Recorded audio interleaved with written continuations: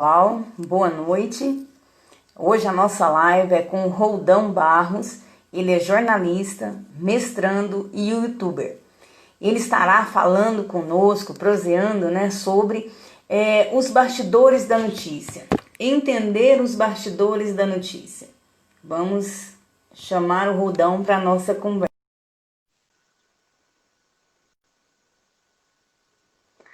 Esperar que ele já está entrando, só terminar a conexão.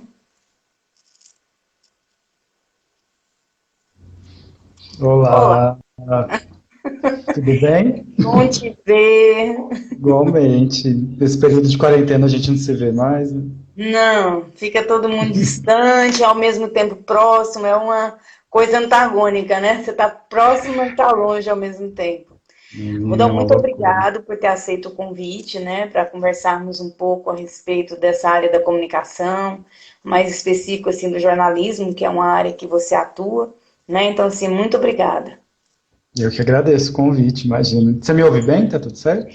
Tá tudo certo, assim, sua Tá bom. iluminação tá boa, tá tudo ótimo. Nós vamos, assim, começando logo, o pessoal vai entrando aí também, né?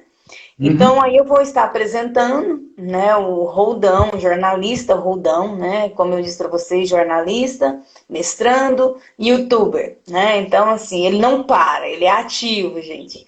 Então, é Ah, jornalista graduado pela Escola de Comunicação da PUC e mestrando no PPG Confic, UFG, né?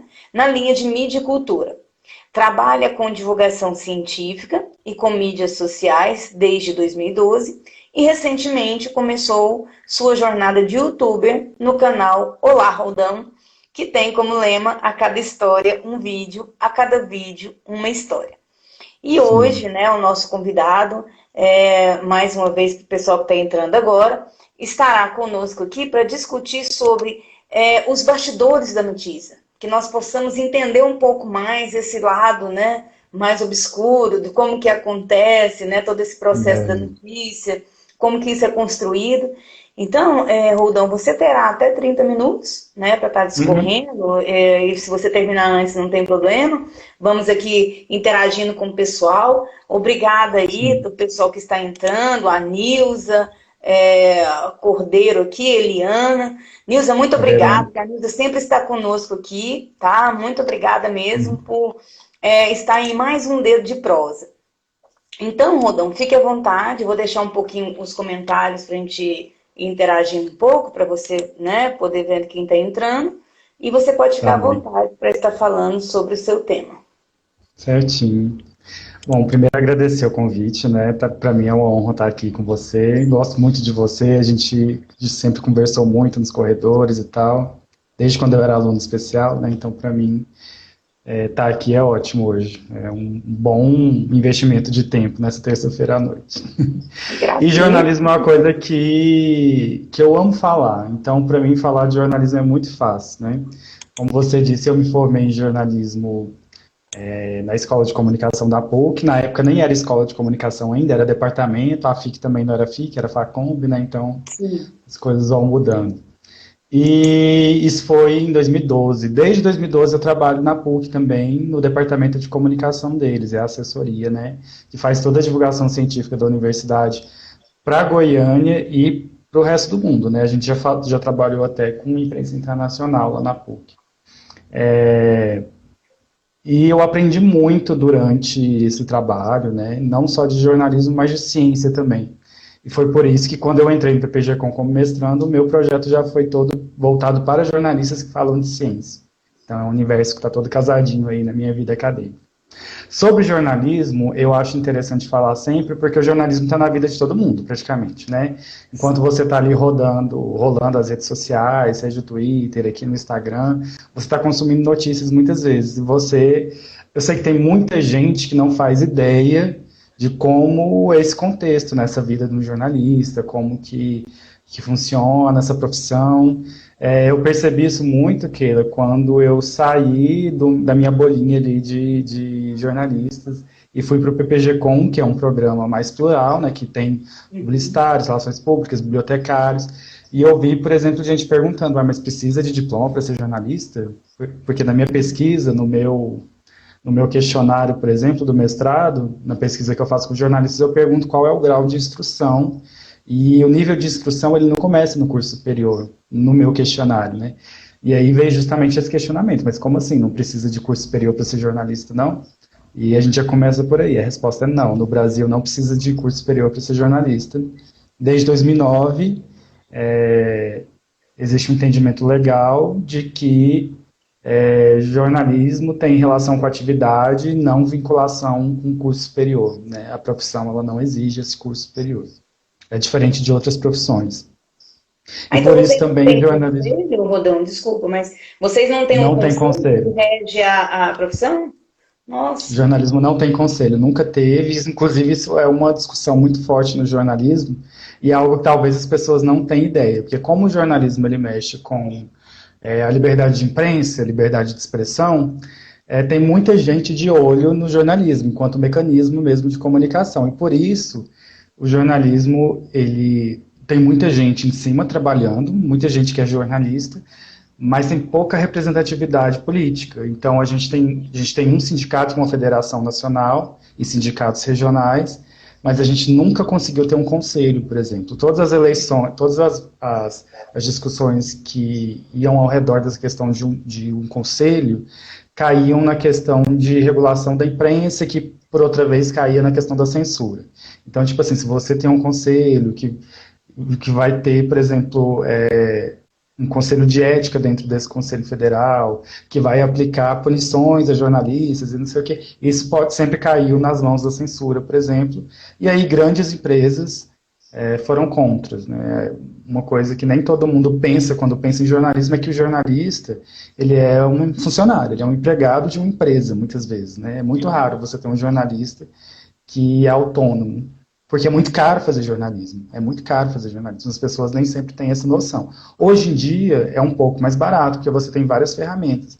Mas imagina fazer jornalismo na década de 70, na década de 80, os equipamentos são Sim. muito caros, viagens, tudo era presencial, a gente não tinha internet, até o fax era muito caro, o telefone era muito caro.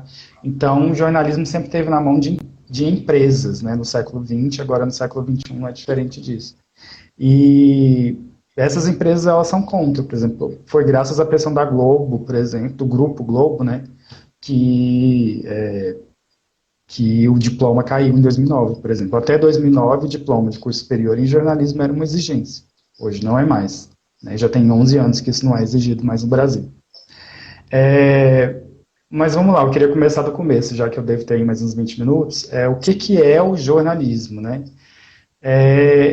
Esse debate, ele não tem uma resposta até hoje. É igual aquele discurso do que é a comunicação, que você tem que passar quando passa lá pelo PPG-Com, né? Existem várias correntes, mas eu defendo, né, que o jornalismo é um método mesmo. Tem gente que fala que o jornalismo ele é uma linguagem, né, um jeito de escrever. Para mim, o jornalismo ele é um método, porque ele envolve poder também. E ele tem uma estrutura muito bem definida.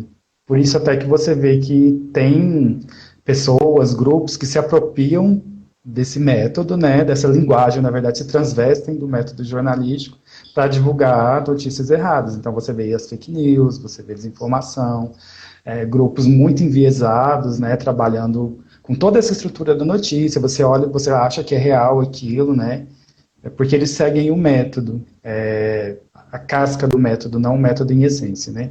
Esse método ele envolve a apuração, que é o que a gente chama de pesquisa em outras áreas, né? Você vai investigar um fato antes de discorrer sobre ele. Ele tem uma escrita muito própria, né? O jornalismo raramente é feito em primeira pessoa, ele é permitido em primeira pessoa, mas é muito raro você ver isso acontecer. E a gente tem algumas estruturas, o método jornalístico ele não é um só também. Aqui no Brasil a gente tem o jornalismo muito centrado naquela questão da objetividade, né? O jornalista ele não pode ter opinião, por exemplo, ele tem que ouvir os dois lados para poder falar da notícia, e aquele discurso todo. E não é raro, por exemplo, você se deparar com um jornalista dando opinião nas redes sociais, por exemplo, você achar aquilo estranho, né, no Brasil, assim, tem gente que estranha mesmo. E, na verdade, não, o jornalismo ele tem várias correntes, essa é a corrente que eu estou falando da objetividade, não sei o quê, é uma corrente americana que vem da década de 50, que foi muito difundida no Brasil. mas não é a primeira corrente que surgiu no Brasil, por exemplo. A gente tem o jornalismo no Brasil desde a época da imprensa régia, desde a época da corte portuguesa chegando no Brasil em 1808. Então, a gente passou por alguns tipos de jornalismo até chegarmos nesse jornalismo que a gente tem hoje. E hoje a gente tem outra transformação. E esse é o ponto que eu gostaria de discutir, porque esse é um ponto que não chega, sobretudo, nas pessoas que não são jornalistas, que não são pesquisadores de jornalismo, que não discutem isso. A gente tende a achar, por exemplo, que o jornalismo ele tem que ser neutro para que o método ele exista, né? Eu tenho que ouvir os dois lados e eu dou voz para essas pessoas, mesmo que sejam coisas absurdas. Por exemplo, eu dou voz para um deputado claramente racista, que é crime no Brasil, claramente homofóbico, porque ele é uma figura pública, por exemplo, eleita, né, com voto popular. Então eu dou voz, mesmo que aquilo seja absurdo. E aí eu contraponho com a voz de um especialista, enfim.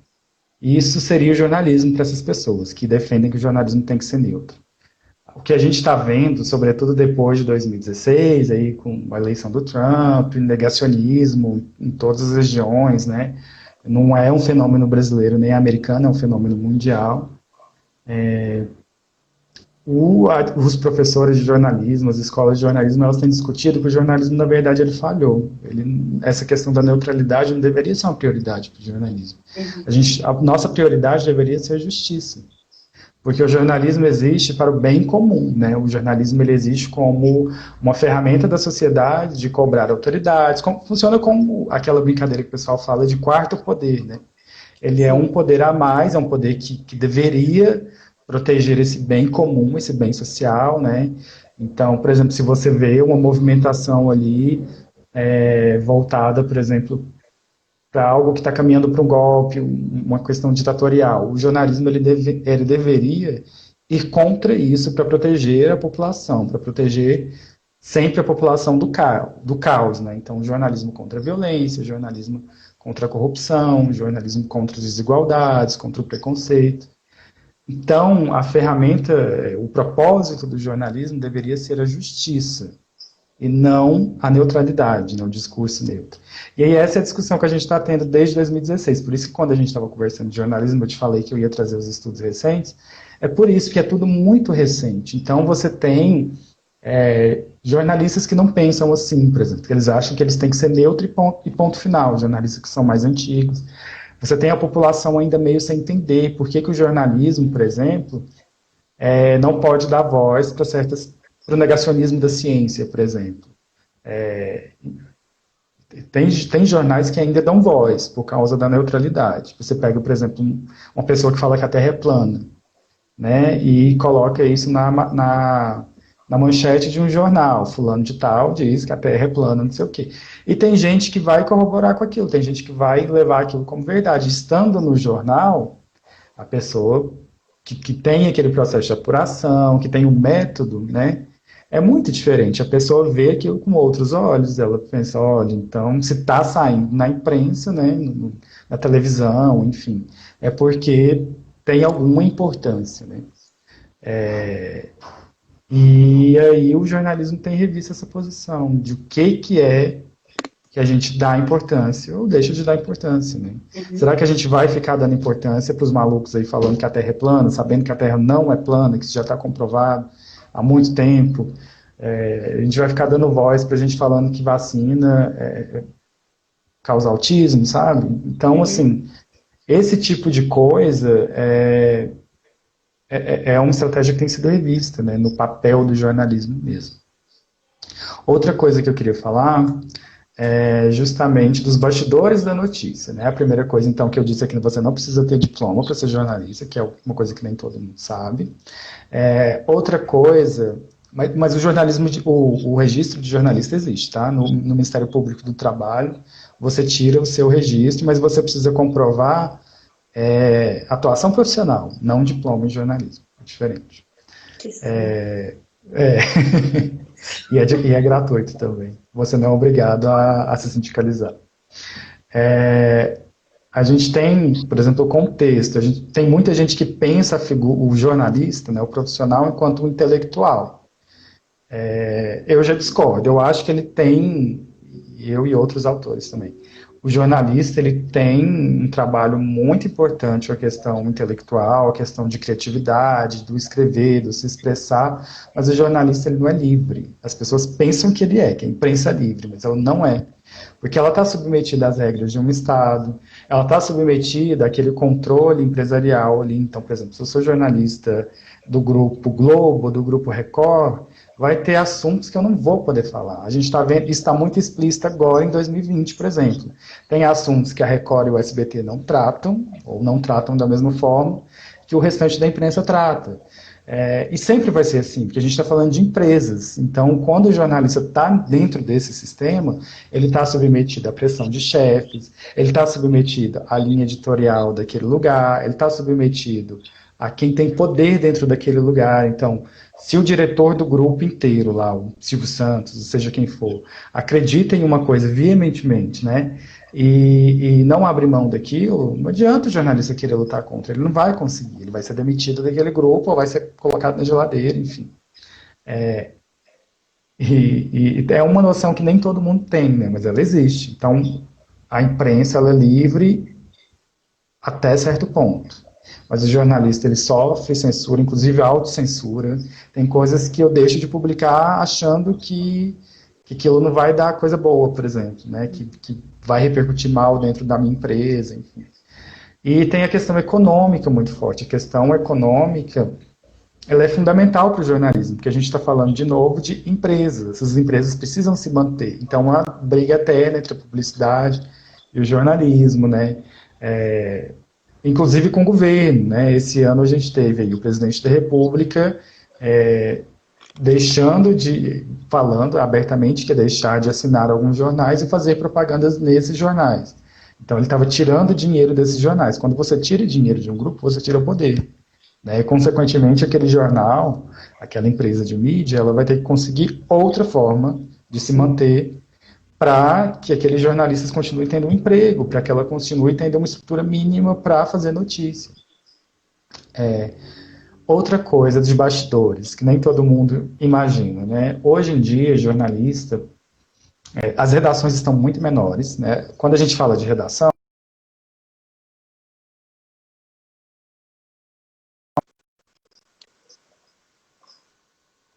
Aquilo travou, peraí. Tá me ouvindo, Keila? Tô Tinha te travado. ouvindo. Aqui. Então, tá. Quando a gente fala de redação jornalística, é assim, existem espaços físicos mesmo, em que ficam um monte de jornalistas trabalhando juntos, né? Imagina essa cena, isso é como se fosse uma biblioteca, né? Um monte de gente trabalhando juntos, com computadores e telefones, tocando o tempo inteiro e tal, e o jornalista ele cria no meio daquele caos. Hoje em dia, as redações estão cada vez menores. Por quê? Porque a gente tem um tipo de redação que é mais fácil de fazer, que é mais curta de fazer. Então a gente tem menos conteúdo analítico por aí, né? Aquelas reportagens grandes que ouvem muitas pessoas, que vão ser trabalhadas por meses. É muito difícil você ter hoje em dia, seja no Brasil ou fora do Brasil, um texto jornalístico, uma reportagem que ela é trabalhada por meses. Geralmente o jornalista tem 1, 2 semanas no máximo para produzir uma reportagem especial. Antigamente não era assim, você levava meses investigando uma coisa, reunia provas de diversos tipos para poder falar de alguma coisa, e aí vinham denúncias muito importantes, né, contra governos e contra tudo. E hoje em dia não, você faz ali suas pesquisas na internet, você faz ligações, você consulta pessoas de fora do país, né, pela internet mesmo, e aí você compõe a sua matéria em 1 semana. Outras vezes, as notícias que a gente vê, essa coisa rápida, elas são feitas em minutos, gente. Um jornalista, ele faz vários textos no dia.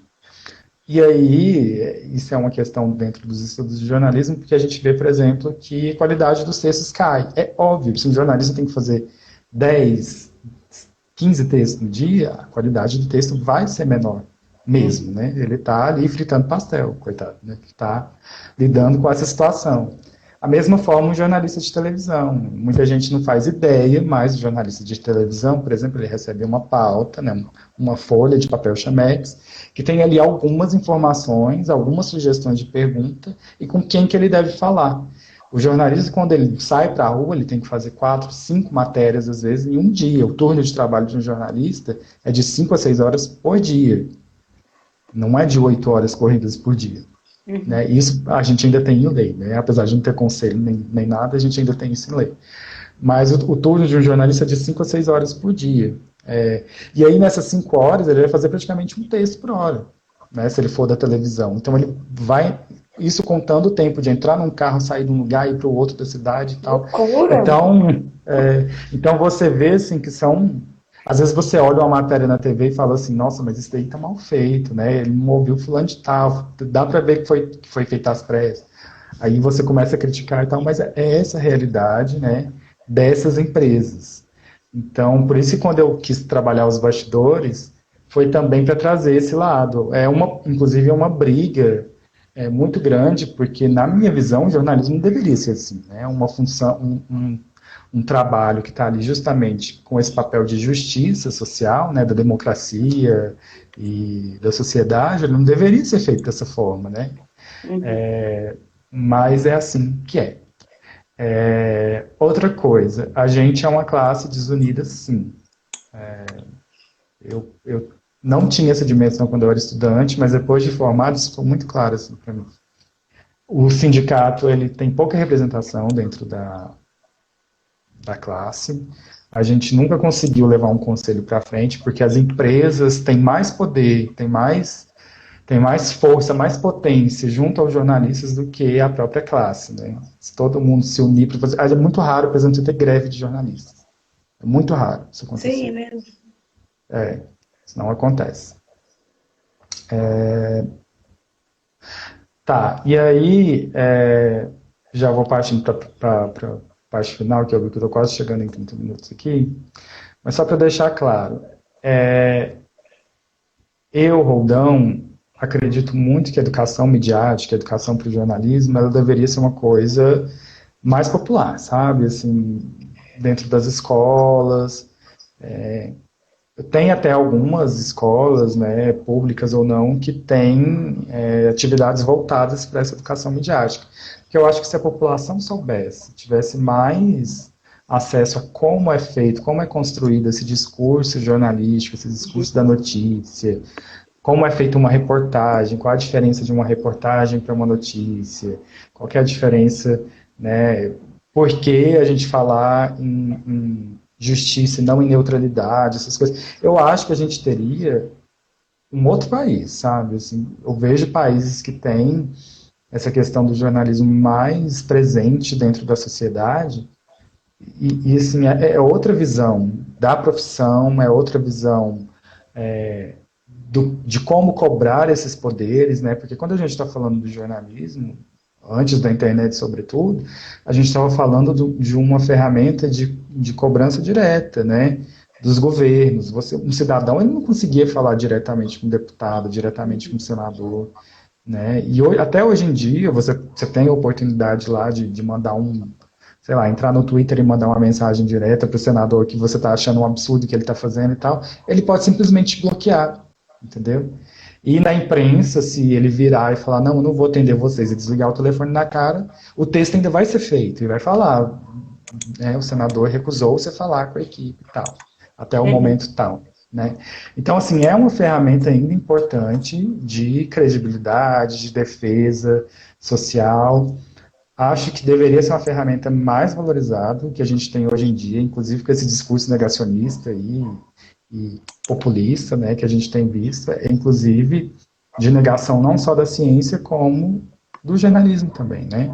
As pessoas ainda, elas acreditam mesmo de verdade que qualquer pessoa pode ser jornalista, que não existe método, que não existe diferença entre um blog do Joãozinho da esquina, que é a favor de político tal, e da Folha de São Paulo, que não entende mesmo, né, todo esse processo que está por trás, inclusive por trás do Joãozinho da esquina, que tem um blog, ou que tem um canal no YouTube, que fica divulgando inverdades, ou que divulga meias verdades, porque a questão da fake news, você falou com o Josué esses dias, né? A gente tem a mesma orientadora. A questão da fake news nem sempre ela está ligada com a mentira, ela pode estar ligada com uma verdade fora de contexto, com uma meia verdade, né? Então, isso tudo é importante, deveria ser mesmo mais debatido. Acho que se a gente tivesse uma sociedade com debate com mais transparência no jornalismo, primeiro, né, porque eu acho os jornais, as empresas pouco transparentes. Hoje em dia a gente tem, com essa busca por assinantes, a gente tem empresas se mostrando mais abertas, né, falando, não, aqui acontece isso, aqui a gente faz assim, a gente faz assado, e mostrando um pouco mais esse processo, mas isso é uma coisa recente, né. Uhum. Acho que se a gente tivesse esse cenário, a gente teria um país diferente, sabe? E onde buscar informações, caso alguém tenha se interessado, né? Primeiro, eu estou aberto a perguntas, vocês podem perguntar absolutamente tudo que vocês quiserem. Eu vou conversar aqui com vocês. Não tem pergunta idiota relacionada a jornalismo. O jornalismo está na vida de todo mundo. Não tem que ter medo de perguntar. Inclusive, a força do jornalismo é justamente a dúvida, né? Porque tem uma pessoa que está disposta a fazer perguntas que as matérias surgem, né? E segundo, tem alguns canais, sim, que são voltados não só a jornalistas, como leigos também, que as pessoas podem procurar. Primeiro, existem os manuais de redação. Eu nem sei se todo mundo tem essa dimensão, mas apesar da gente ter uma faculdade de jornalismo e tal, e nem todo mundo passar por essa faculdade, cada empresa, cada grupo de mídia tem uma forma de trabalhar. E por isso existem manuais de redação, que são formas daquele jornalista se comportar enquanto criador, né, de conteúdo ali, enquanto texto, e de lidar. Então a gente tem, por exemplo, o manual de redação da Folha de São Paulo. Ele não é gratuito, mas ele está disponível impresso. A última edição é de 2018. A gente tem um manual de redação do Estado de São Paulo. Esse é gratuito e está disponível na internet. Então, quem tiver interesse em saber como que é assim, um manual de jornalista, é só digitar no Google, Manual de Redação Estadão. Vai aparecer lá para vocês. Está no site do Estadão mesmo, não é nada ilegal, é aberto para todo mundo ver mesmo. E lá você pode ver desde como, de dicas de conjugação de verbos, não sei o quê, até como tratar tal coisa, por exemplo. Escolha falar LGBT ao invés de gay, ao invés de, sabe? Esse tipo de coisa também é trabalhado nos manuais, para não gerar ruído ali. Tem também uma newsletter muito interessante que ela sai toda sexta-feira à noite, que chama Farol Jornalismo. Ela traz assim, as pesquisas, os estudos mais recentes, discussões não só no Brasil, como fora do Brasil. Muito interessante. E se vocês quiserem ver como, dentro de um próprio grupo de mídia, existe essa questão da crítica e de reavaliar como que foi o trabalho depois dele ter sido publicado, vocês podem entrar na coluna de Ombudsman da Folha de São Paulo. É uma coluna que também é gratuita. Eu vou digitar aqui nos comentários se alguém tiver interesse, mas qualquer coisa é só me perguntar por DM também como que escreve. Ela é gratuita e você pode ver lá, tem uma pessoa contratada dentro da Folha de São Paulo, um jornalista experiente, hoje é uma mulher, eu acho, e eles criticam os erros do próprio jornal, e isso fica disponível para todo mundo ver, por exemplo. Então, quando sai uma matéria com informação errada, o ombudsman vai lá e ressalta isso. Ou quando tem um burburinho na imprensa, porque uma matéria foi mal feita ou desonesta, enfim, alguém pisou na bola, eles vão lá e trabalham essa questão em um texto, né? Por que defender tal coisa, por exemplo? Por que não falar em terra plana, por exemplo? Aí o ombudsman vai lá e trabalha, como que a Folha de São Paulo já trabalhou essa questão ao longo dos anos, o que aconteceu na última semana e tal. É bem interessante, mesmo para quem não é jornalista, entender um pouquinho. Porque jornalista costuma não aceitar crítica, né, de trabalho já feito, mas jornalista erra, né? É um trabalho humano, então, assim, a gente tem cientista que erra, tem professor que erra, tem jornalista que erra, e jornalista que erra muito, tem jornalista que erra muito feio, por conta dessa questão de ter que trabalhar, por exemplo, fazendo vários textos, você não consegue se aprofundar em nada. E às vezes quando o jornalista tem que fazer um texto ou gravar um vídeo, que seja, sobre um tema muito complexo, às vezes ele fala besteira, ele não consegue compreender aquilo a tempo de escrever e sai grandes besteiras por aí, né? Tem uma reportagem, inclusive, da Época, em 2018, que foi tema de um artigo científico que eu escrevi, por exemplo, que é uma reportagem, assim, sobre HIV no Brasil, uma reportagem extremamente machista, homofóbica, assim, que trabalha com... Assim, é grotesca mesmo. Eu achei que eu não fosse ver um negócio daquele numa revista grande no Brasil, nunca. E eu vi em 2018. E tentei contato até com o jornalista para ver se ele queria participar, né, e tal, da entrevista. E ele não aceitou, porque até ele tinha vergonha, né, com a repercussão que deu. Tipo assim, imagina o Ministério da Saúde gerando uma nota de repúdio de uma matéria que ela mesma concedeu uma entrevista, sabe? Nossa. Todos os médicos infectologistas, por exemplo, que foram dois, né, que deram entrevista para essa reportagem, eles lançaram notas de repúdio, por exemplo, né, porque o que saiu ali, inclusive a fala deles fora de contexto e tudo.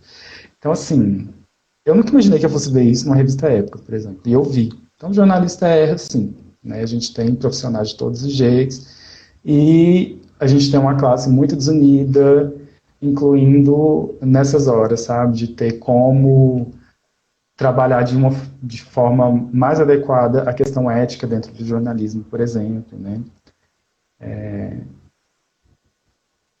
Porque, por exemplo, a gente tem um código de ética, mas ele não tem efeito nenhum, por exemplo. Você pode abrir uma denúncia baseada no código de ética, mas ele não é uma lei, por exemplo. Eu não Sim. consigo punir ninguém por causa do código de ética de jornalistas, entendeu? Eu consigo, se eu for uma empresa séria, um profissional sério, me basear nele para poder fazer o meu trabalho, mas eu não consigo punir ninguém pelo desrespeito ao código de ética. É por isso que você tem alguns programas aí na televisão, alguns sites que são, né, assim, quando a gente pensa em jornalismo, você olha para um negócio daquele, você fica horrorizado, né? Fica pensando como que chamam isso de jornalismo. Mas enquanto a gente não tiver como definir o jornalismo no Brasil profissionalmente, qualquer uma dessas coisas que siga esse método vai ser considerado jornalismo. Sim. E é Entendi. isso, eu vi que já tem Tem sim. uma pergunta aqui. Nós temos assim, eu tenho algumas perguntas das pessoas que já enviaram, né, Uhum. durante o dia, né, pelaquela enquete que a gente lança no Stories. Ah, Mas bacana. assim, o pessoal está interagindo aqui conosco e agradecer também, né, esses esclarecimentos que você trouxe Uhum. a respeito de como funciona o jornalismo, muitas coisas que a gente às vezes não sabe, que são pormenores da profissão e quem vai poder nos dizer É, é o profissional, que no caso é você, o jornalista, que vive as duras penas, né, de uma profissão, uhum. porque assim, eu sei que às vezes o Brasil, até estive conversando com uma sindicalista no sábado, e aí ela dizendo que o Brasil é o único país que tem que se pagar para exercer a profissão, que aí no caso são os conselhos, né? Porque o Uhum. conselho é aquele que regula, né? Vai permitir, te proteger no sentido de que uma pessoa não vai atuar dentro da sua profissão se não tiver formação, que é o caso que vocês não têm essa proteção, né? Não Qualquer tem. pessoa pode estar, mas também é uma faca de dois gumes, né? Como diz o outro. Uhum. Porque nós temos, bibliotecários, um conselho que nos protege, mas ao mesmo tempo também tem muitas pessoas que atuam dentro da biblioteca sem ser bibliotecário. Né? Então, assim, a gente não Sim. sabe até onde isso é realmente eficaz. E aí a V Cordeiro, né, que eu não sei o nome dela É a mesmo, mas Verônica. é a Verônica. A irmã dela é jornalista, informou Ah, comigo. então, ela pergunta assim, se der tempo, conta um pouco pra gente como está sendo o trabalho de um jornalista durante a quarentena. Tá. Então vamos lá. Vou falar da minha experiência e vou falar de uma forma um pouco mais geral. Eu trabalho como jornalista mesmo, freelancer. Eu trabalho para algumas revistas e sites, tenho a produção do meu conteúdo também na internet, e eu trabalho para uma empresa, mas como assessor de imprensa e repórter, né?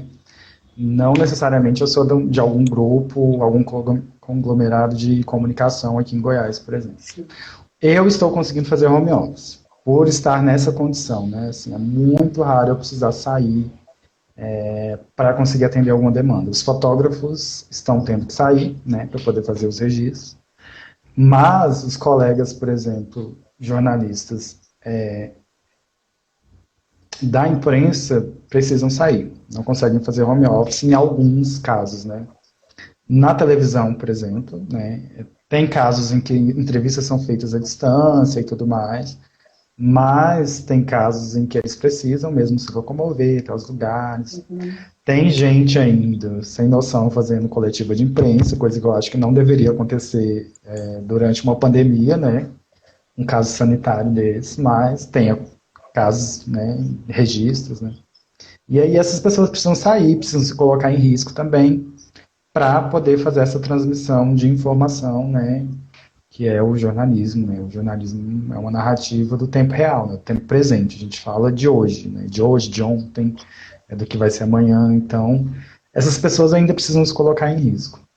Eu e outros colegas mais voltados para o texto, nem sempre. A gente consegue trabalhar em casa. Então, eu imagino que para a gente o estresse deve ser menor. A gente teve, por exemplo, hoje um anúncio de um jornalista que morreu por Covid, né? A gente teve outros jornalistas que, desde o começo da pandemia, se deram mal com esse processo, né? A gente teve apresentadores que ficaram internados até em UTI, depois saíram. Então, eu imagino que o estresse é muito alto também.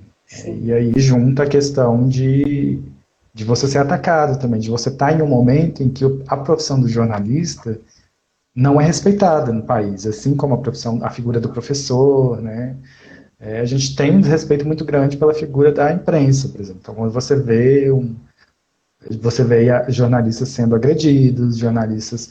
Sabe que tem uma pesquisa que mede o índice de violência contra jornalistas no mundo. O Brasil, dentro da América Latina, é um dos países que, disparado, é um dos que mais tem violência contra os jornalistas. A gente perde, por exemplo, para países como México e Venezuela. Mas o Brasil é um dos 5 primeiros países, né, que tem essa violência mesmo contra os jornalistas. Que as pessoas olham o jornalista na rua e se acham no direito de agredir, de atrapalhar uma transmissão ao vivo. A gente está vendo muito isso acontecer, por exemplo, com a Globo, né? As transmissões ao vivo sendo atrapalhadas aí por pessoas que, enfim, rechaçam a Globo, que acreditam no presidente, enfim, e que vão com esse discurso de ódio. A gente tem jornalista sendo assaltado ao vivo, igual a gente viu, por exemplo, né? Então, é um trabalho que naturalmente já é estressante numa pandemia. Eu imagino que ele deve ser muito mais estressante, né? Eu tenho o privilégio de trabalhar em casa e eu considero isso mesmo um privilégio, apesar de ser estressante. Eu moro sozinho, né, num apartamento, eu ensaio, a não ser para fazer compras. Fazer compras está sendo uma das minhas diversões favoritas. Mas é um estresse diferente, eu não me sinto ameaçado dentro da minha casa, né? Eu não me sinto vigiado dentro da minha casa. Então, acredito que é essa situação, assim, durante a pandemia.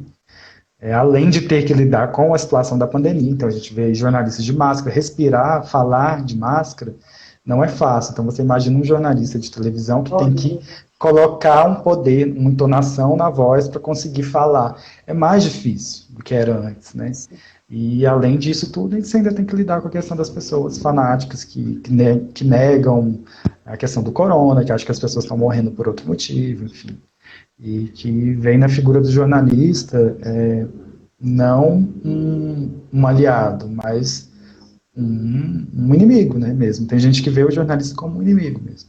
Sim. Então, nesse sentido, eu acho que eu sou privilegiado mesmo.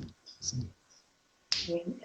Você falou naquela sua primeira fala a respeito de o que era, né, o que é jornalismo, o que é reportagem, e é uma das perguntas que vieram para a gente. Qual é a diferença de jornalismo e reportagem? Tá. O jornalismo, igual eu falei, ele é um método ou ele é a grande área, né? O jornalismo, ele envolve não só a reportagem, mas o método, né? Então a gente tem a apuração jornalística, a gente tem técnicas de entrevista que são próprias do jornalismo, a gente tem técnicas de escrita que são próprias do jornalismo, entre elas a reportagem, mas a gente tem também, por exemplo, uma notícia é um texto um pouquinho comprido que geralmente está muito ligado ao que acontece agora, ao hoje, ao factual, né?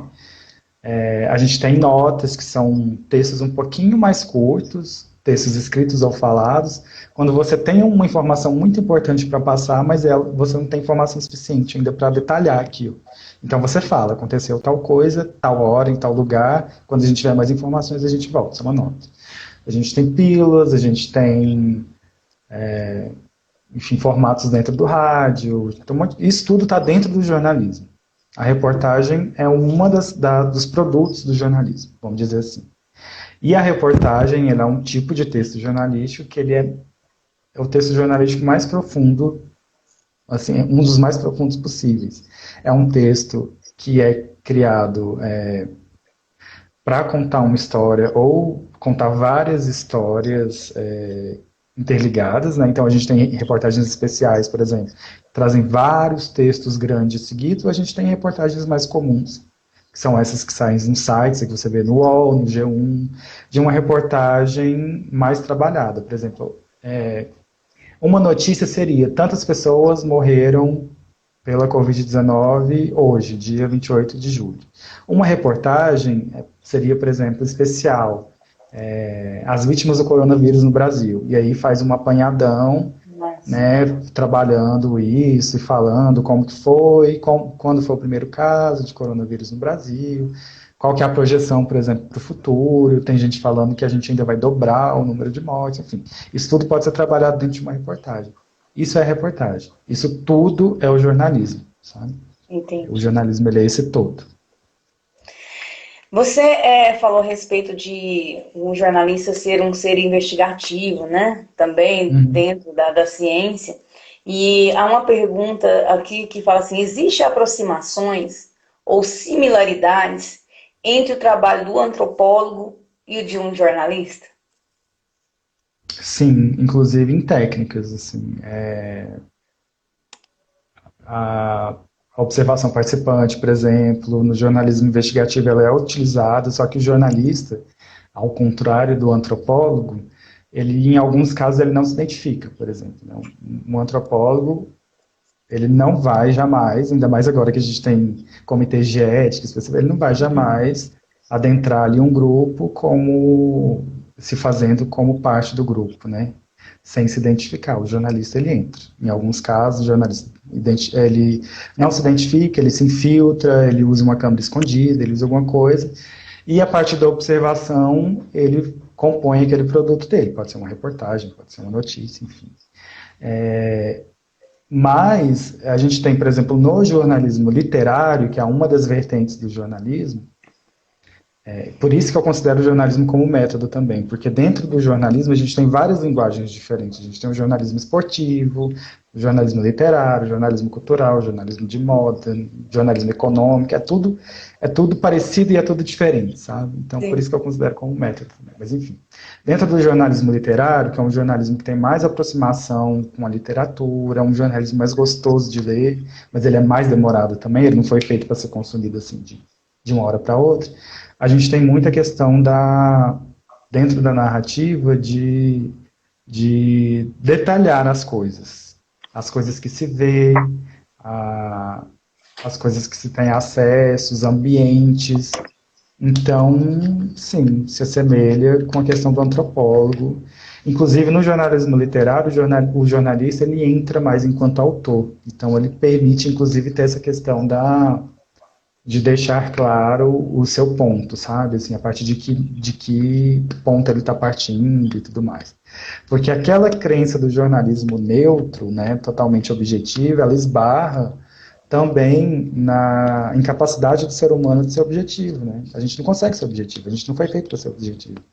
Quando a gente vai selecionar as coisas que são importantes, inclusive, a gente já está tendo um juízo de valor sobre aquilo, né? Então, a objetividade dentro do jornalismo ela é impossível, ela é inalcançável, né? Então, jornalismo literário ele já não tem essa premissa da objetividade, nunca teve. Então, eu acho que é o tipo de jornalismo que mais se assemelha à antropologia. Seria isso, assim, de observar mesmo o ser humano, de indagar o porquê das coisas, de ir atrás de respostas, de entrevistar as pessoas em mais profundidade. Geralmente esses textos de jornalismo literário eles são feitos com mais tempo. Por exemplo, um jornalista ele vai para o interior da Amazônia ali, sabe, para ver como que é a vida de um local ali que tá, sabe, que é seringueira, não sei o quê. Isso eu acho que é o mais próximo que a gente tem da antropologia. E você falando aí, eu lembrei desse livrinho aqui, Mães do Tempo, Hum, né? O Ciclo de Amor do Síndrome de Down. Isso aqui é uma banca que eu participei de olha, TCC dessa autora. E ela entrevistou, e é muito gostoso de ler, ele é justamente esse jornalismo literário que você falou. Essa capa que Hum. foi desenhada por um jovem com síndrome de Down, então é um relógio do tempo, não É sei se linda. você percebe. Uhum. Ele teve por inspiração aquele relógio que nós temos ali na Goiás, Em sabe? Goiás. Uhum. Isso.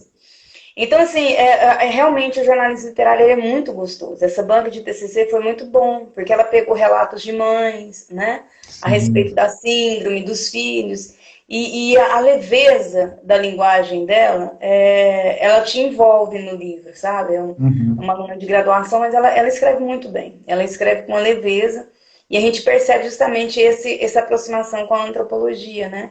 Dessa questão Sim. participante, né? Uhum. É muito legal, eu gostei de você estar desmiuçando isso. Aí eu fiz até lembrar da Nami, ela chama Nami, a autora desse livro. É muito legal. Mas aí, só uma ressalva que eu esqueci de falar. Tem semelhanças, mas tem diferenças também. Eu acho que a maior diferença do jornalista para o antropólogo é o jornalista não seguir o método científico, por exemplo, né? Sim, O método jornalístico ele é diferente. Então, essa questão da ética, por exemplo, igual eu te falei, ela é diferente, né? O jornalismo ele pode se infiltrar em alguns momentos. A própria questão de teste, de quantas pessoas ouvir, por quanto tempo, não sei o que, tudo muda. Mas essa aproximação, ela existe, eu vejo dessa forma. Te falei. sim. A Nilza Macedo, que está aqui participando com a gente, obrigado, Nilza, pelo seu comentário. O que me deixa chateada é o fato do chefe do país não respeitar o jornalista, função tão necessária à sociedade. E dentro dessa posição da Nilza aqui, eu quero ter uma pergunta que ela vai dentro dessa questão crítica da sociedade. Uhum, uhum, Dizem que o bom jornalismo é aquele que alimenta o senso crítico do cidadão, levando-o a analisar os acontecimentos do cotidiano por diferentes perspectivas. Na sua uhum. opinião, há esse comportamento crítico do cidadão?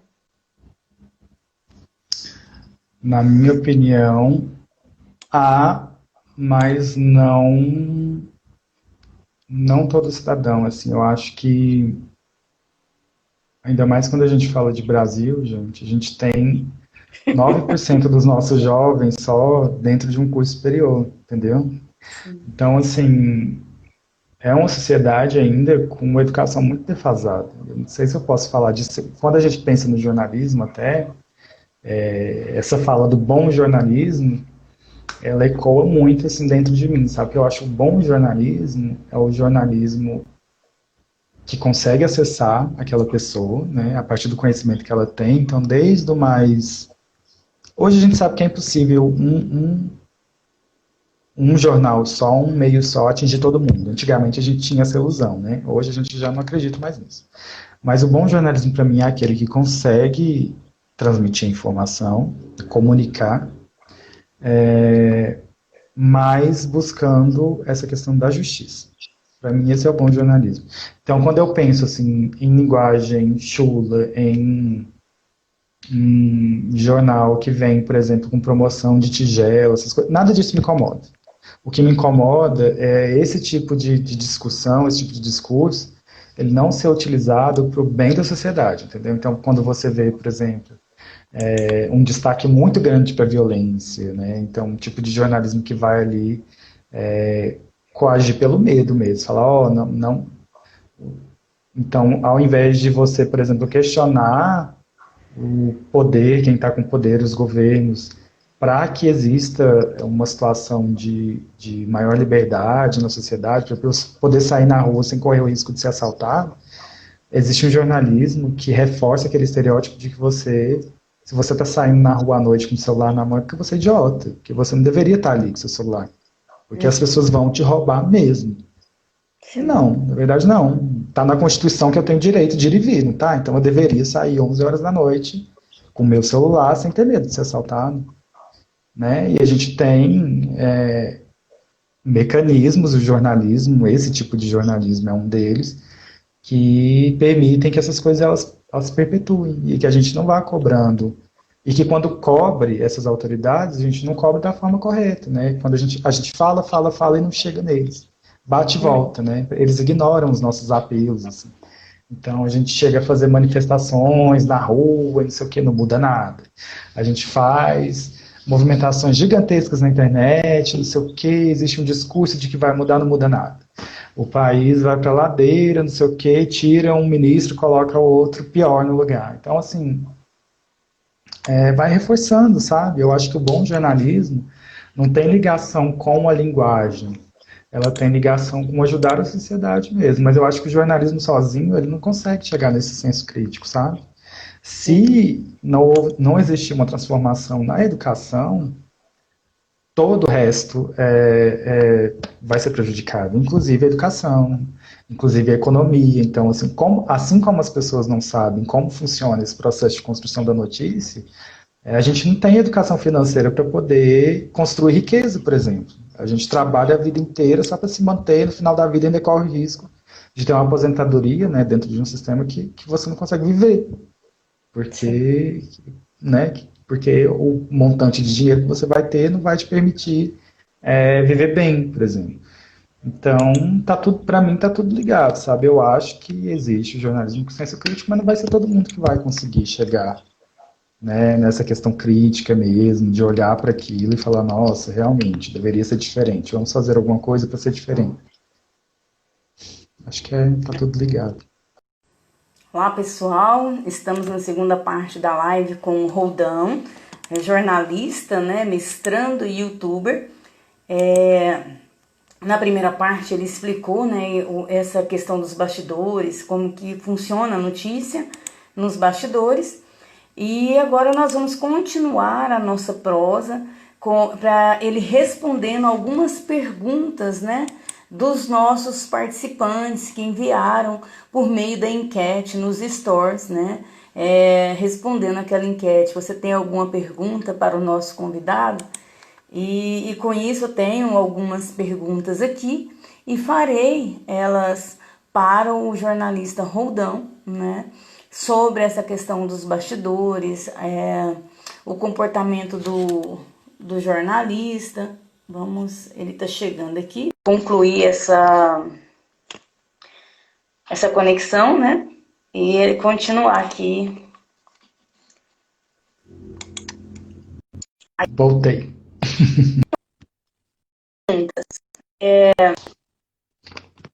São mais pessoais para chegar naquilo que eu realmente quero afunilar com você mais para frente. Perguntam aqui por que você escolheu fazer jornalismo?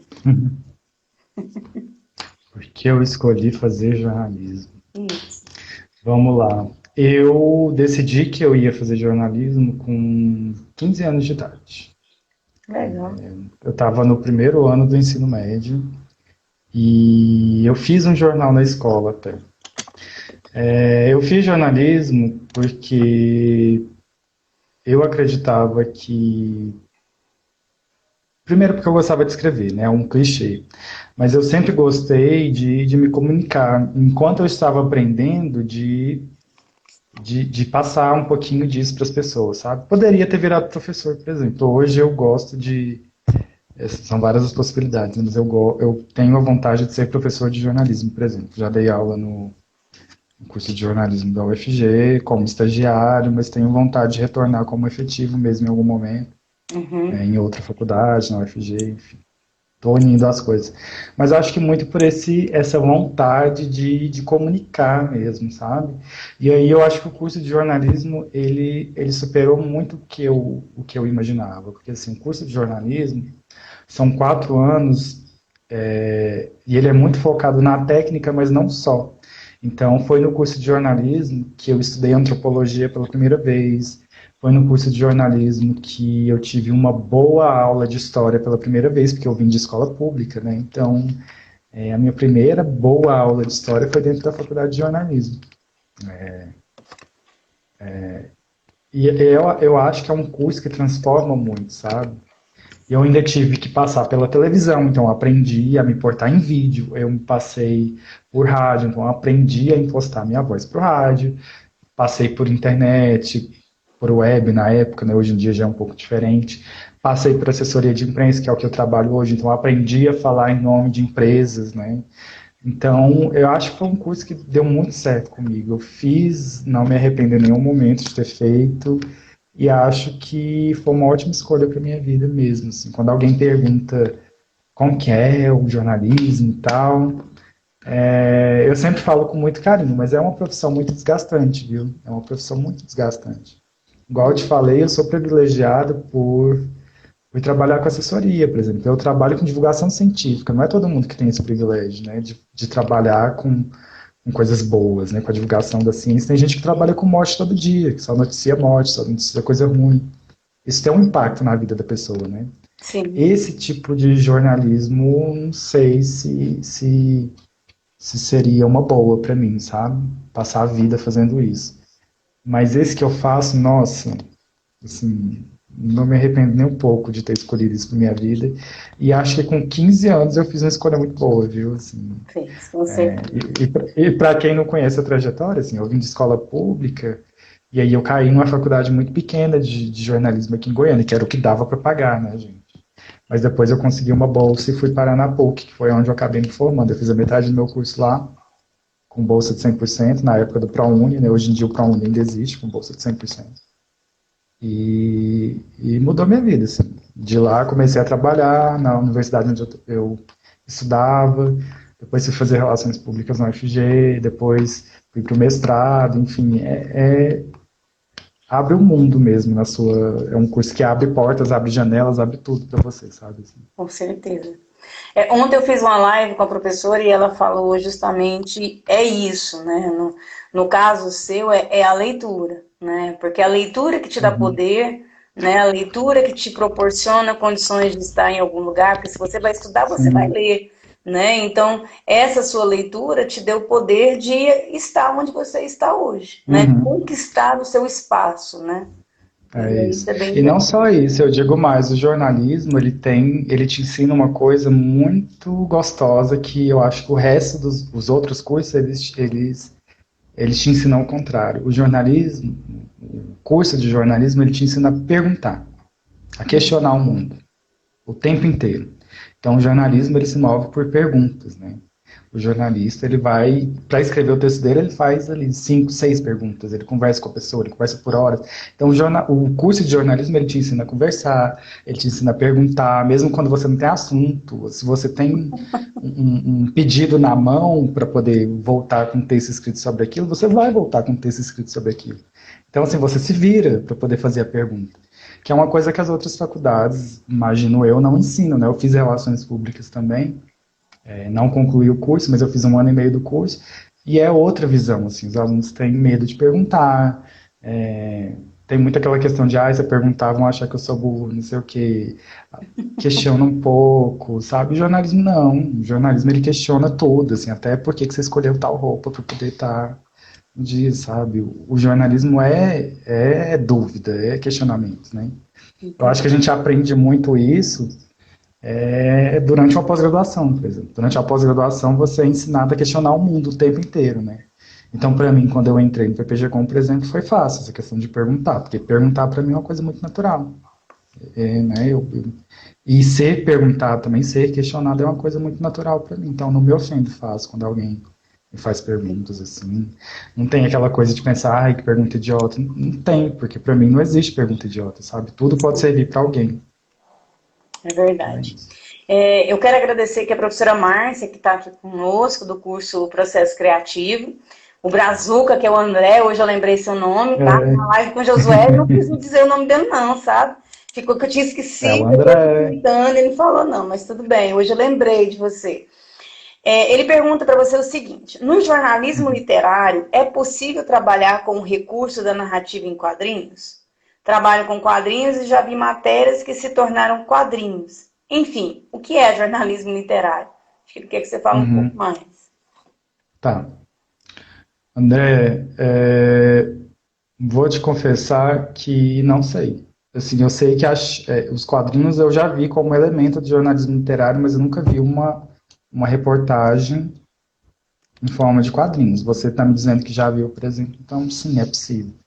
Mas o jornalismo literário é um jornalismo que ele utiliza recursos da literatura.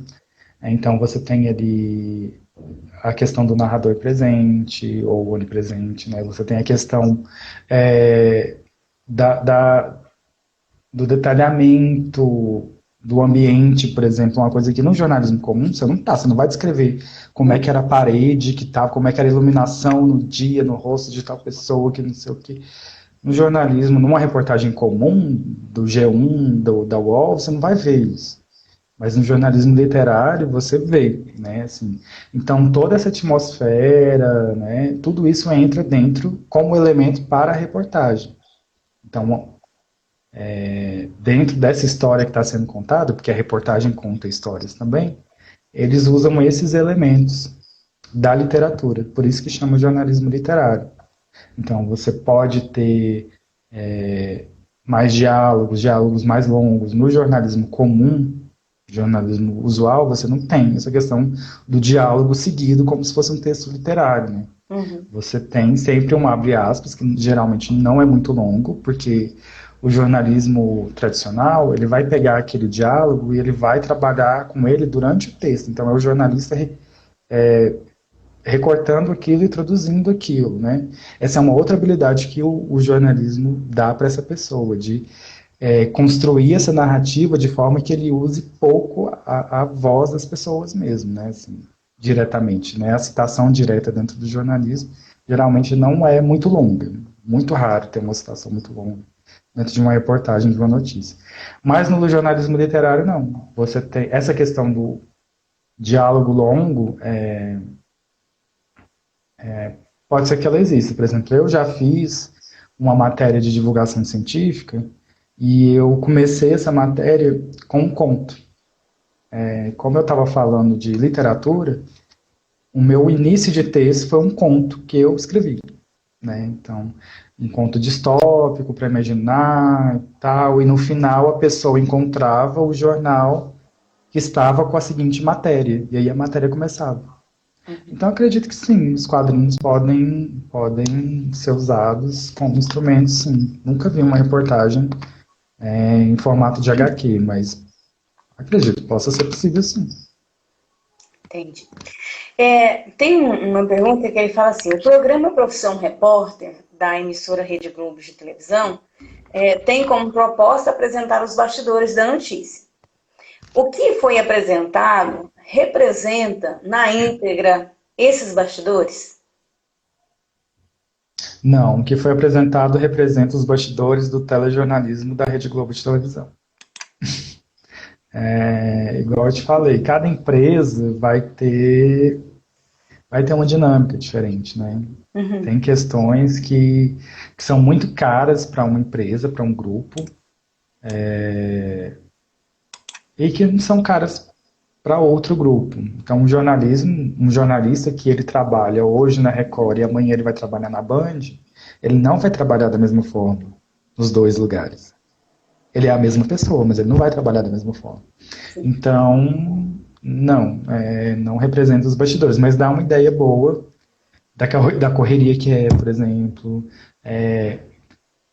de todas as questões que o jornalista passa. Tem jornalista que ainda mais os iniciantes, né, que tem medo de fazer pergunta, apesar de ser treinado para fazer pergunta, ele treme na hora de entrevistar um... lá, Roldão, ou são recém-formados? Se eu não me engano, eu acho que começou com estudantes. Hoje em dia eu não sei nem se profissão repórter ainda existe, mas eu acho que pegaram... Eu sei que era gente pouco experiente, eles aprendiam ali na prática, né, mesmo, a fazer jornalismo. É uma das premissas do jornalismo, né? Se você não precisa de diploma, então você aprende na prática mesmo. Uhum. E a gente tem até um termo para jornalista iniciante, que é foca, que é o símbolo do jornalista, do curso de jornalismo, é uma foca, né? Por quê? O animal foca. Nunca vou entender também, mas é assim que é. Publicidade é um galo, relações públicas... O que era relações públicas? Mas jornalismo é uma foca. Relações públicas era um golfinho, mas jornalismo é uma foca. Uhum. E o foco é justamente esse jornalista que tem pouca experiência. Né? Certo, é por isso, não é? A fêmea do foco? Ah, sei lá. Ou é um sinal pra gente se focar, né? Foca aí, né? Pode ser.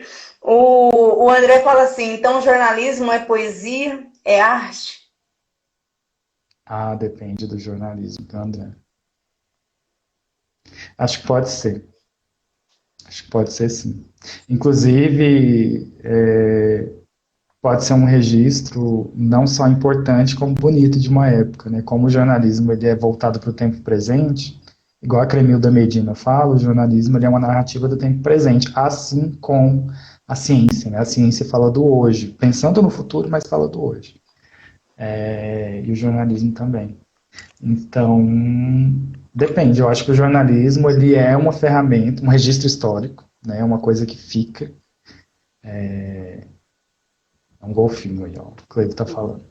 O jornalismo é uma coisa que fica, é um registro, mas ele pode ser poesia, ele pode ser arte. Eu sei que você já falou um pouquinho a respeito, mas teve uma pessoa que falou assim: bastidores, notícia, desafios e reportagem. Pode-se dizer que são palavras-chave do trabalho do jornalista? Bastidores, como é que é? Notícia, Aham, desafios e reportagem. aham. Pode-se dizer que são palavras-chave do trabalho do jornalista? Acho que algumas Bastidores. palavras-chave, sim. Porque quando fala de bastidores, eu penso justamente no contexto. O contexto ele é muito importante para o produto jornalístico que está sendo entregue, seja uma reportagem, uma notícia, um programa de rádio, um podcast, qualquer coisa que seja. O contexto ele vai interferir, né? Então, bastidor é uma palavra-chave que nem todo mundo considera, né? Tem gente que acha que jornalismo é tudo a mesma coisa. Notícia, sim, porque o factual ele conta muita notícia, ela é sempre factual. Eu vou frisar isso aqui de novo para as pessoas não confundirem, né? Então, a gente fala que e aí, qual que é a notícia que você manda, não sei o quê, é justamente o que está acontecendo agora, né? Ou que no máximo aconteceu ontem, ainda mais agora que a gente tem a velocidade de tudo, né? Então, o factual ele fica cada vez mais presente. A morte do menino Danilo é uma notícia. É uma notícia. Aí agora, por exemplo, se forem investigar a vida do menino Danilo, como é que foi, fazer um texto de 7 páginas, aí isso é uma reportagem. Entendi. Que forem juntar, hoje é muito comum, por exemplo, você juntar vários elementos. Então você vai juntar um vídeo junto de um texto, aí às vezes um áudio, vai recuperar imagens de arquivo. Então, isso geralmente entra nas reportagens. Assim. Notícia geralmente é uma coisa mais rápida, de consumo rápido. Geralmente na notícia, o primeiro parágrafo é o mais importante, então nem todo mundo sabe disso, mas a partir de hoje, quando você for ler uma notícia, por exemplo, dá uma olhadinha no primeiro parágrafo. Geralmente no primeiro parágrafo da notícia, que não é tão comprido assim, você tem ali a resposta do que aconteceu, quando aconteceu, onde aconteceu, como aconteceu, às vezes por quê, nem sempre dá para responder o porquê. Né? Mas você tem todas essas respostas ali em menos de 10 linhas, sempre. Uhum. Então, se a pessoa quiser ficar, se ela não tiver tempo, né, de ler e tudo, tem gente que lê só o título. Não recomendo, eu recomendo que você leia o título e pelo menos o primeiro parágrafo. Aí você vai ter uma noção do que está sendo falado ali e você segue sua vida, né, vai para frente mesmo. Entendi. É, aliás, deixa eu só fazer um comentário aqui que você falou e eu queria ter comentado, eu esqueci. Você falou assim que vocês trabalham no meio daquela muvuca, né? Você consegue produzir Trabalhando. no meio dos bastidores aquela. Como que vocês conseguem concentrar no meio daquele turbilhão de gente falando e um monte de gente fazendo coisas diferentes? Você acostuma. É igual call center, tem um monte de gente trabalhando com você ao redor e todo mundo falando junto. Você acostuma. Assim, no Gente, começo é muito difícil, porque é um caos mesmo. Mas como você tem que entregar as coisas no dia, porque assim, não existe no jornalismo você não conseguir entregar. Só se você cair duro no chão e morrer ali, mas não existe você não entregar. Acho que é uma das profissões para quem é iniciante talvez seja mais difícil, mais crazy, né?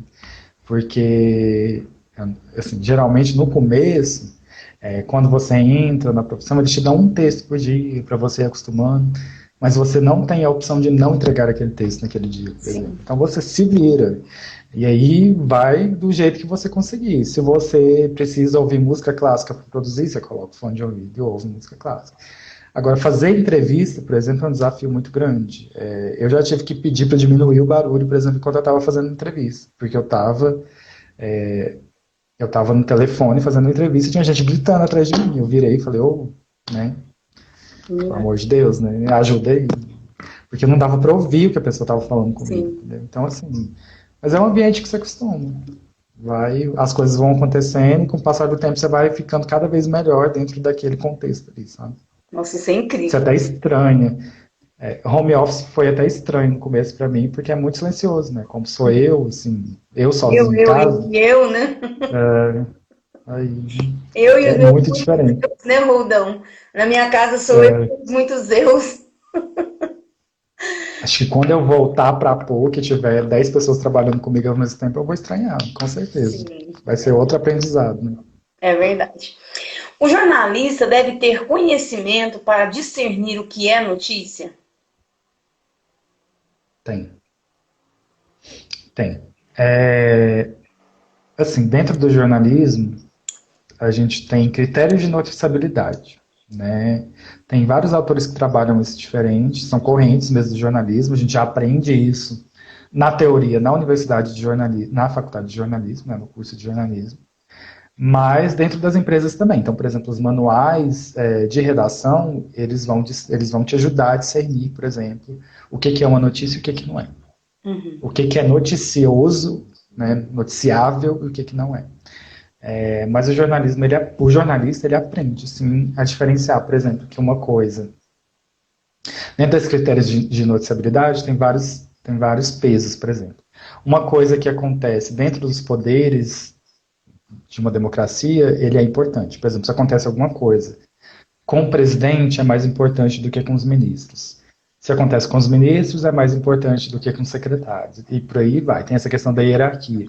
Se acontece com o presidente, é mais importante do que o que acontece com o governador. Tem a questão geográfica. Então, por exemplo, um jornalista de Goiânia, de Goiás, né, ele vai olhar para Goiânia com um olhar diferente. Então, as notícias da cidade vão ser notícia. As coisas que acontecem na cidade vão ser notícia para quem é de Goiânia, por exemplo, um jornalista daqui. Mas elas não vão ser notícia para um jornalista que está na Globo, no Rio de Janeiro, por exemplo. A não ser que aconteça uma coisa muito espetacular. Aí vira notícia. Então a gente tem níveis mesmo e o jornalista ele vai discernindo. Mas quem decide, geralmente, não é o jornalista que escreve, é o editor, né? Tem uma pessoa que trabalha junto com os jornalistas, com a equipe, que trabalha justamente nesse comando, né? Então, existem reuniões, né? A gente chama de reunião de pauta, todos os dias a equipe se reúne e fala, tem essa sugestão, tem essa sugestão, tem essa sugestão. E essa pessoa que coordena, ela define, né? Então, isso, a gente vai falar disso daqui, vai falar disso daqui, vai falar disso daqui. Só que aí tem as críticas, né? Porque até hoje a gente define muito o que é notícia, o que não é notícia, a partir de instinto. A partir tem esses critérios de noticiabilidade, mas quem faz esse julgamento é aquela equipe ali, né? E tem também as agências de notícias internacionais, então os jornais já recebem essa coisa filtrada, né, e vão utilizar isso. Mas existe essa crítica, tipo assim, não existe um método muito claro, muito bem definido, sobre o que é notícia de fato e o que não é notícia. O que deve ser noticiado e o que não deve ser noticiado. Qual é a linha que separa, por exemplo, um jornal de noticiar que alguém falou que a Terra é plana e outro de não noticiar? Por exemplo, se recusar a noticiar qualquer notícia desse tipo. Hoje ela não existe. A linha quem define é a empresa. Existe essa crítica. Mas sim, o jornalista ele tem de tanto fazer isso, né? De tanto fazer notícia, reportagem, uma hora ele vai começando a pegar o feeling, falar, isso é parecido com uma coisa que eu já escrevi. Isso é um problema também, por exemplo, com a questão da diversidade dentro do jornalismo. Porque às vezes o jornalista está tão treinado para falar de uma coisa de tal forma que quando a chavinha muda, né, quando a coisa muda na sociedade, ele vai sendo mais reticente, ele não vai se adequando tão rápido, sabe? Então a transformação demora. Por exemplo, a gente tem um caso, eu estudo muito a questão de sexualidade também, né, sobretudo LGBT. É um dos meus focos de estudo. A gente tem, por exemplo, os jornalistas demorando para tratar a travesti como gênero feminino, por exemplo, e por aí vai, né? Falando homossexualismo em vez de homossexualidade por muito tempo, tratando a AIDS como doença de gay por muito tempo. Então a gente tem esse problema assim com a imprensa, do que é notícia, que não é e tal, mas o jornalista, em teoria, sabe. Só não sei se ele sabe para o bem, né, ou não, mas ele sabe, ele define. Entendi. Como jornalista, você se considera com uma grande responsabilidade perante a sociedade? Sim, eu me consideraria mais se eu trabalhasse na grande imprensa, né? Mas eu me considero sim. Ainda mais quando porque assim, como eu trabalho com divulgação científica, às vezes os textos que eu faço, eles saem nos jornais, nos sites, sem estar com a minha assinatura. Então, às vezes o meu texto, ele é entregue para as pessoas, como se fosse o texto do jornal X, do jornal Y. E eu estou trabalhando com ciência, né? Então, assim, por exemplo, no momento como agora, se saísse uma notícia sobre, sei lá, sobre uma pesquisa de coronavírus feita em Goiás, na universidade tal, eu acho que sim, é uma grande responsabilidade, porque algumas áreas, como a saúde, por exemplo, você está lidando com uma esperança das pessoas, você está lidando com as emoções da pessoa, né? Às vezes ela busca incessantemente uma cura para alguma coisa que ela tem, ela vê ali no noticiário uma pesquisa, né, falando que tem um remédio já no país tal, sabe? Às vezes isso pode abalar mesmo o psicológico das pessoas, né? Assim, eu já chorei por causa de notícia, por exemplo, né? Assim, uma Sim, coisa que eu não queria, aconteceu e aí eu chorei. E tem essa questão do jornalista, acho que é por isso também a gente tem tantos jornalistas com problemas de ansiedade, de depressão, que é uma coisa pouco trabalhada, né? Fora do meio, mas existe. A gente tem muitos jornalistas que têm problemas mesmo, psicossomáticos, por conta dessa pressão, essa questão, assim, porque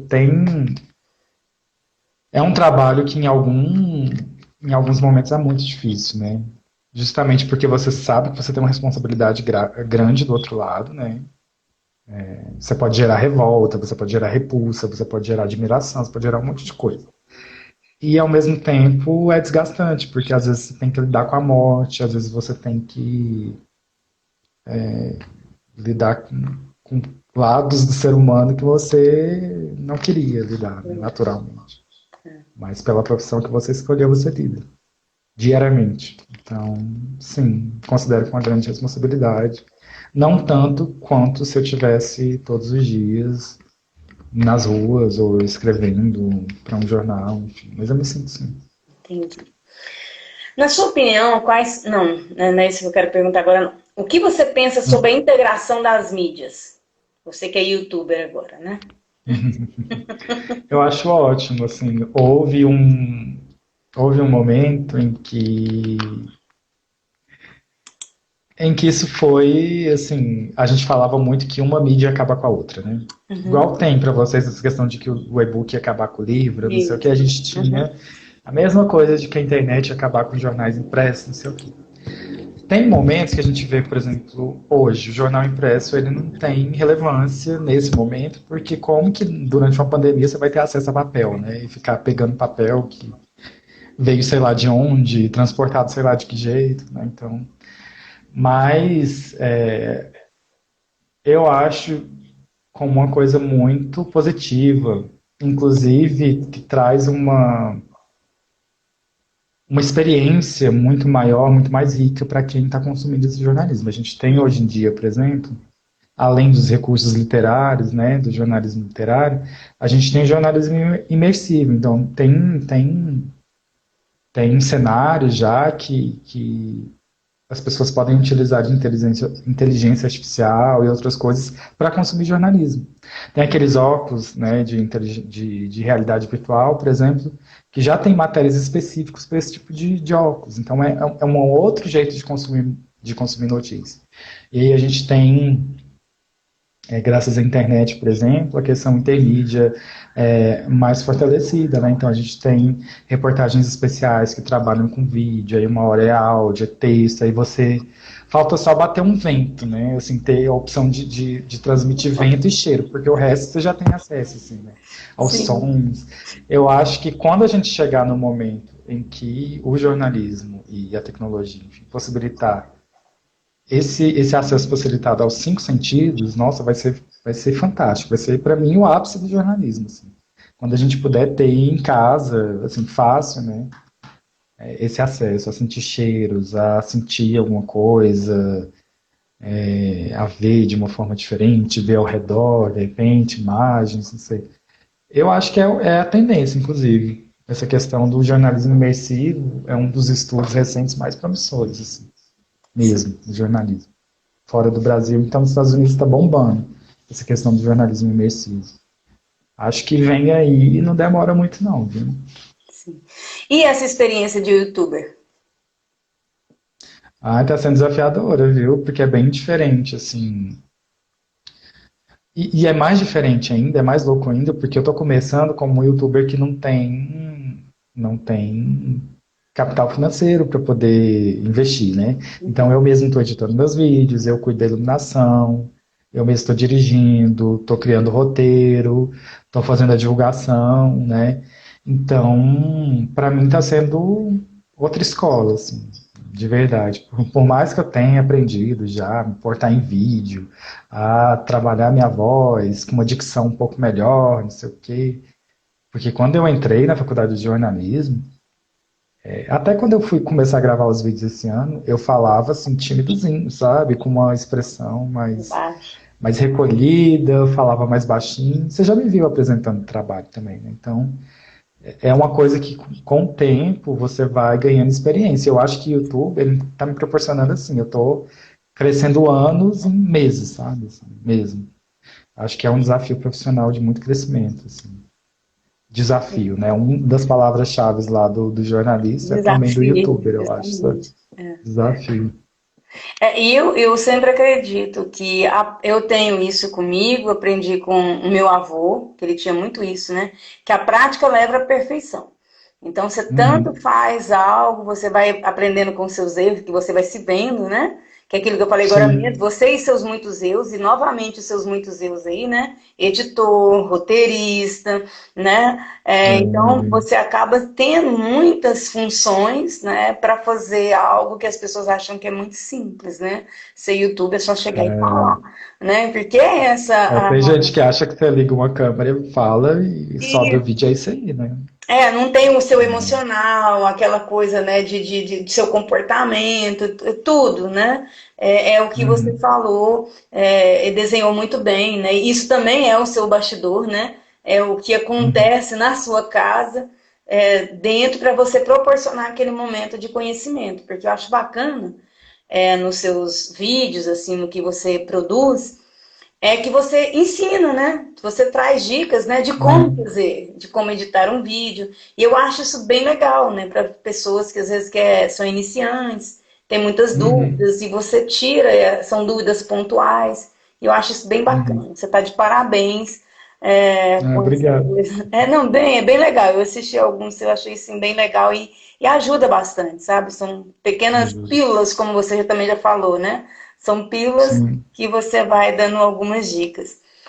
Nessa tua trajetória, desde os 15 anos, dessa escolha sua de ser jornalista, existiram situações ou momentos que você se arrependeu de ter feito jornalismo? Existiram. É, durante a faculdade, em alguns momentos, assim, difíceis e tal, mas eu acho que isso deve acontecer com todo mundo, não sei, que você pensa assim, nossa, será que é isso mesmo? Né?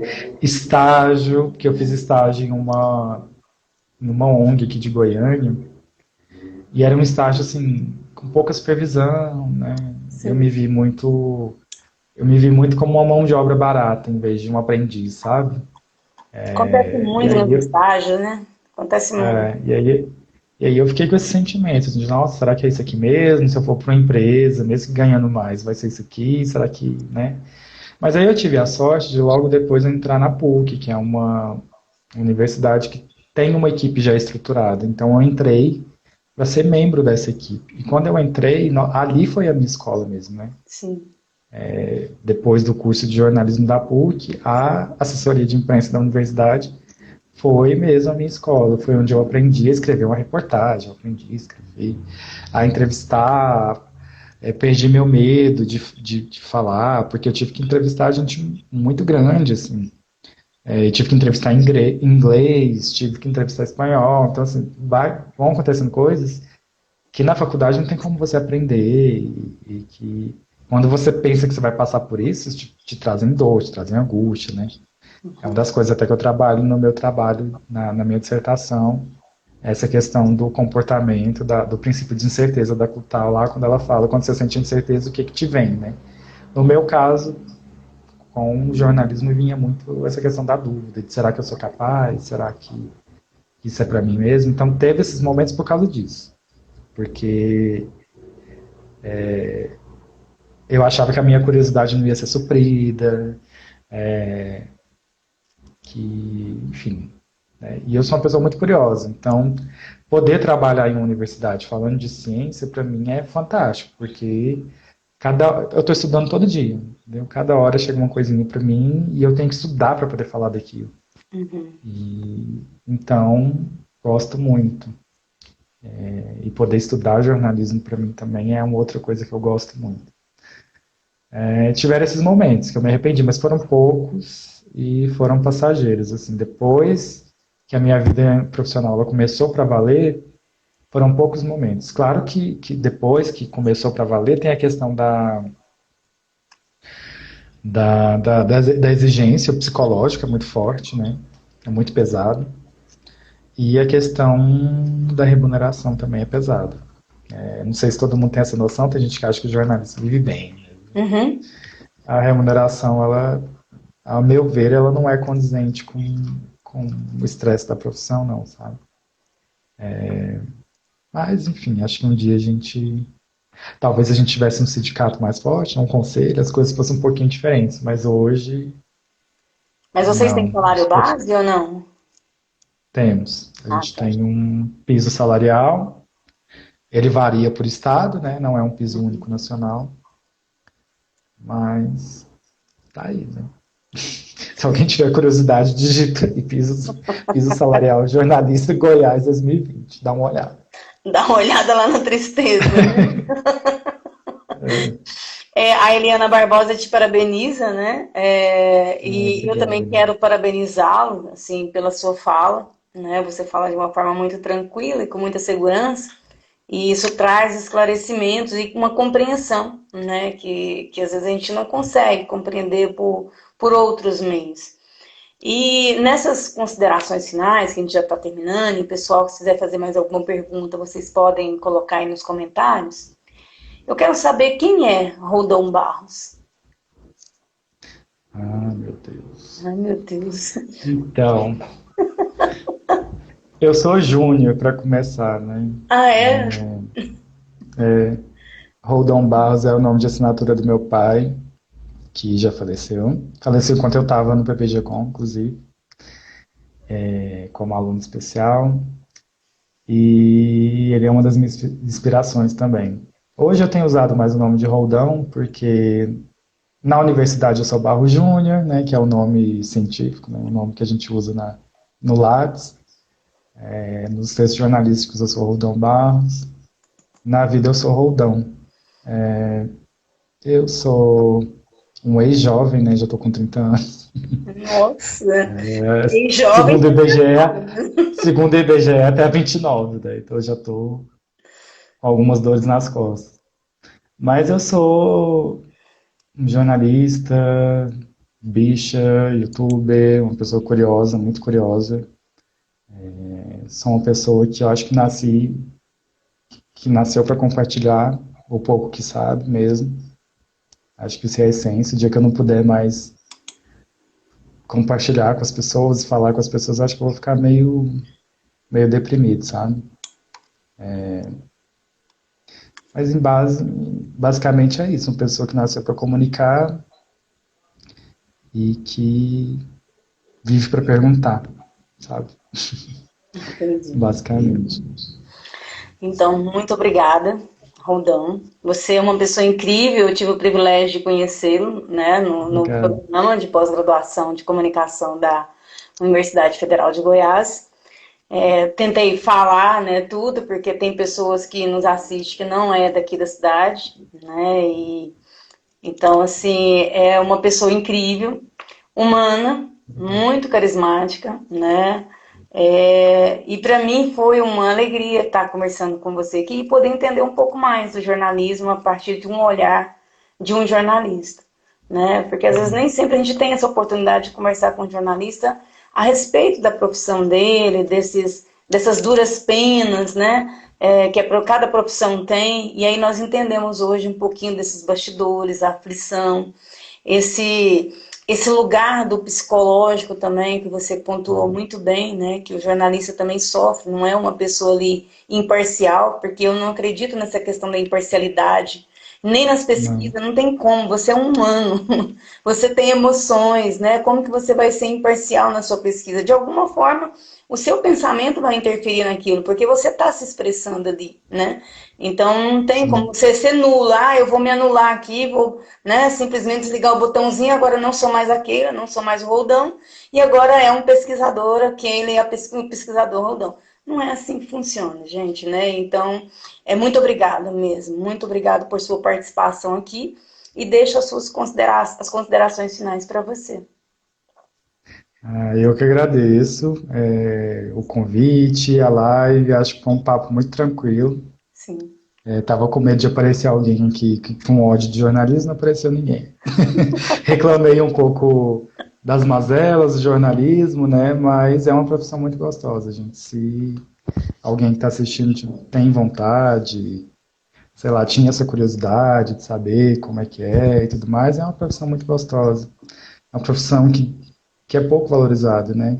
Eu senti a mesma coisa quando eu tive que dar aula na universidade, por exemplo. É uma profissão pouco valorizada e uma profissão muito gostosa, né? Você que é professora, É. você sabe, né? A sensação de quando você percebe que você ajudou alguém, Isso. você ajudou alguém a crescer, nossa. E assim, no É, jornalismo a gente tem a oportunidade de fazer isso todos os dias, se fizer bem feito, né? Então, é uma profissão que eu realmente não me arrependo. É uma profissão que eu tenho prazer de ter, fiz uma escolha que me deixa feliz, né? Me permite viver feliz e conhecer pessoas maravilhosas como você e falar coisas interessantes por aí também. Então, deixo aqui meu convite, caso vocês queiram saber um pouco mais de como que é a rotina de jornalismo, pegar uma das referências que eu dei, me manda uma DM aqui no Instagram, meu perfil está em cima, né? Olá, Roldão. uhum. Visita meu canal no YouTube, dá uma olhadinha. Amanhã a gente tem Clube do Livro, se alguém interessar. Esse Muito livro aqui, ó, legal. foi escrito por um jornalista, Devassos no Paraíso, do João Silvério Trevisan. Fala sobre a história da homossexualidade no Brasil, do ponto de vista de um jornalista, não de um historiador. E é muito interessante, porque traz, inclusive, o preconceito que os jornalistas das épocas, né, tiveram com a homossexualidade, né? Então é bem interessante, assim. Amanhã, 10 horas, a gente vai estar falando desse livro. 10 E horas é da isso, manhã? só Da agradecer. manhã? 10 horas da manhã. Tá, tá. 10 horas da manhã, no perfil da Kaline também, que é outra jornalista que faz doutorado também, né? Lá no PPG-Com. Mas é só me mandar DM aqui que eu mando certinho o horário e tudo para vocês, tá? Para quem tiver interesse. E é isso. Tamo junto. Qualquer coisa que quiserem perguntar, de novo, não tem pergunta idiota. Comigo não rola isso. Então, tô aí. Tô acessível, tô firme, tô forte. Vamos lá. Eu achei interessante um comentário que você fez a respeito do livro. Eu estou terminando uma especialização em História e Cultura na Faculdade de História Uhum. aqui da UFG. E os historiadores falam muito isso, né? Porque você falou do livro. É um livro histórico, mas escrito por jornalista, não por historiador. Uhum. Porque é uma das coisas que eles batem muito assim, Sim. para a gente prestar sempre atenção. Quem está fazendo o processo histórico, quem está contando aquilo, é um jornalista? Se é um jornalista, ele tem todo um viés diferente de um historiador, então vocês têm que prestar atenção Tem. nisso. E eu É igual eu percebi. te falei, né? Não tem um método. O que separa o jornalismo do resto é que o método dele não é científico, né? O Sim. método jornalístico ele não é científico. O É. histórico, sim, né? Tem todo. Então, assim, é diferente mesmo. Um livro de história escrito por um historiador e um livro de história escrito por um jornalista. Tem gente que não, que vê aqueles livros, tipo, sei lá, o mínimo que você precisa saber para não ser um idiota, sei lá, esses livros que são escritos por jornalistas e acham que aquilo é, tipo assim, o top dos livros de história, né? É E verdade. não é. Isso. Então, assim, obrigada, Eliana. Obrigada, André, professora Márcia, né? A Nilza, que esteve aqui conosco, a Nilza, na verdade, a Nilza de Macedo. Muito obrigada a vocês, tá? E um grande abraço, né? O papo foi muito bom, a prosa foi muito boa, Foi gostei ótimo. demais. Eu gostei, eu gosto dessas coisas assim, tranquila, você sereno e você passa Eu sou. serenidade. Então, gente, ó, Foi um ótimo. grande beijo para vocês. Tchau. Beijo. Tchau.